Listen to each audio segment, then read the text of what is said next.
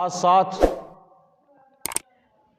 قیامت کے بعد، موت کے بعد قبر سے اٹھنے پر تمہارا یقین ہو، اللہ کے رسولوں پر یقین ہو۔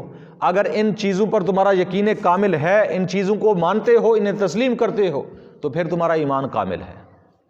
اگر ان چیزوں کو نہیں مانتے تو تمہارا ایمان کامل نہیں ہے، پھر ایمان تمہارا نامکمل ہے۔ یہ ایمان ہے۔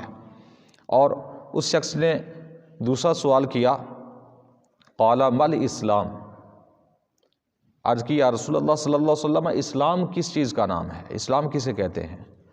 آپ علیہ الصلوۃ والسلام نے فرمایا الاسلام ان تعبد اللہ، کہ اسلام یہ ہے کہ تو اللہ کی عبادت کرے اس حالت میں کہ ولا تشرک بہ، اللہ کی عبادت اس حالت میں تو کرے کہ اللہ کے ساتھ کسی کو شریک نہ ٹھہرائے، اللہ کے ساتھ کسی کو شریک نہ ٹھہرائے، اس انداز میں تو اپنے رب کی عبادت کر، یہ اسلام ہے۔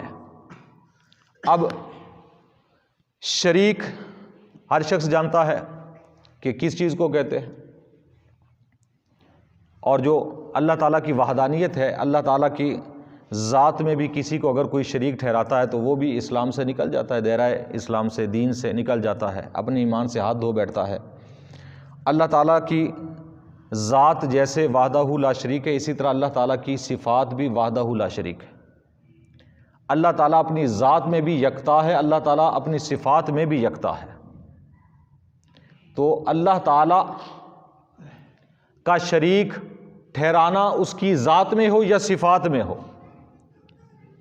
یہ شرک ہوتا ہے، اسلام کے منافی ہے، ایمان کے منافی ہے، ایمان وہاں نہیں ہوتا۔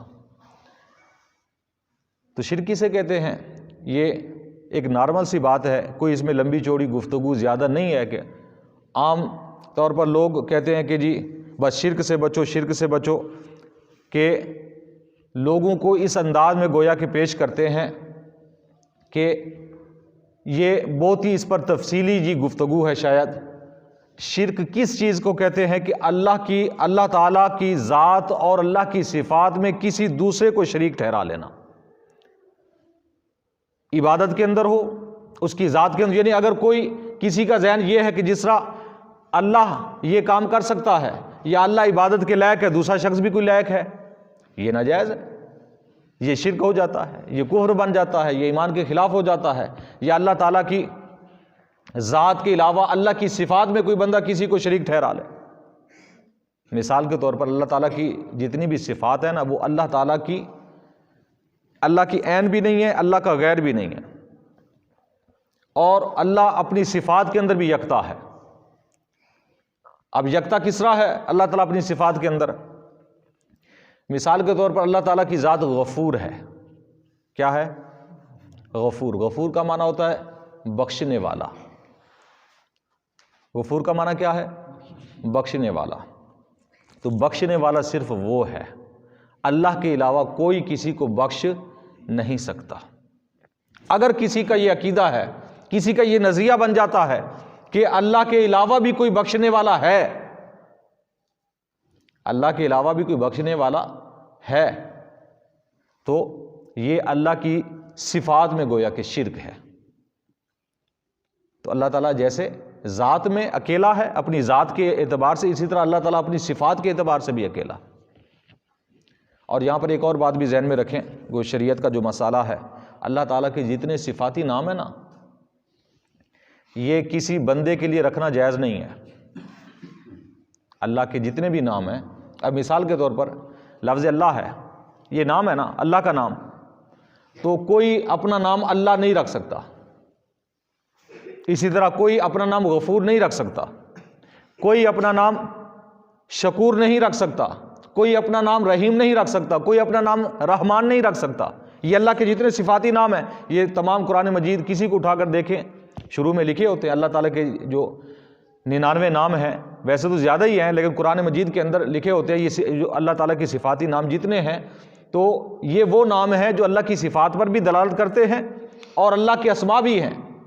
تو یہ کسی انسان کے لیے نام رکھنا جائز نہیں ہے۔ ہاں، اگر ان ناموں میں سے کوئی نام رکھنا چاہتے ہیں تو اس میں جو شریعت کا مسئلہ ہے وہ یہ ہے، اس کے ساتھ عبد ملانا ضروری ہے۔